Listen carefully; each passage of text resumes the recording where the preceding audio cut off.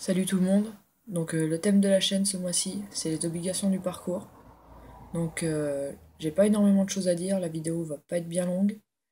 Je vais surtout vous parler d'un point de vue personnel en fait de certaines choses qui ont pu m'arriver. Donc la première, ça a été de faire mon coming out, déjà à mes amis, pour pouvoir enfin être considéré comme un homme auprès de tous.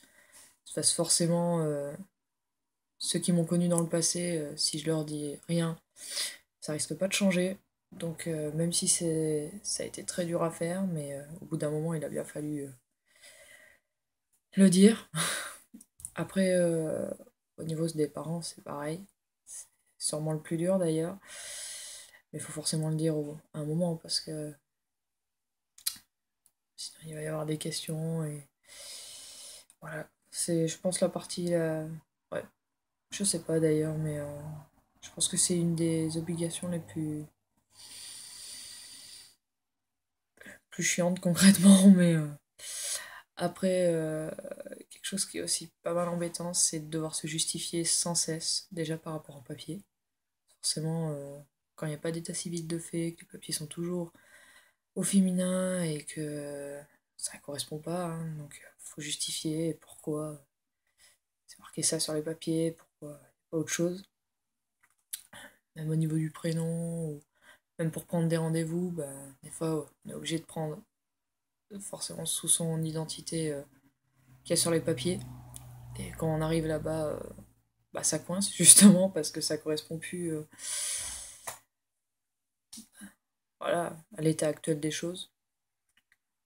Euh, voilà. Après, quelque chose qui est aussi énervant, c'est que dans le cadre où on veut entamer les démarches et faire une transition médicale, c'est vraiment d'être obligé déjà d'aller voir un psychiatre.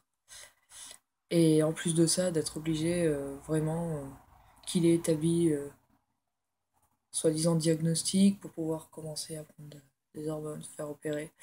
Donc on a vraiment l'impression de dépendre plus du médecin que de soi-même au final. Et c'est assez énervant parce que dans la majorité des cas, en plus, il n'y a même pas besoin de parler ou quoi que ce soit, surtout quand on est sûr de ce qu'on est. Et bon, on est quand même mieux placé que n'importe qui pour savoir qui on est.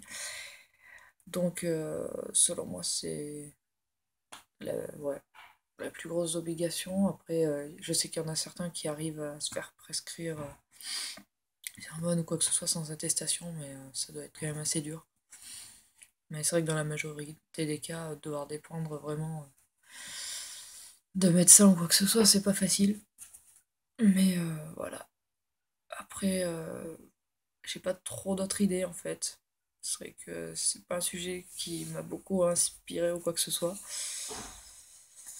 Donc je vais m'arrêter là. Je pense que des autres vidéos de la chaîne répondront pas mal à ce que j'ai pu oublier ou ce que j'ai pas pensé. Donc voilà. Sur ce, au mois prochain.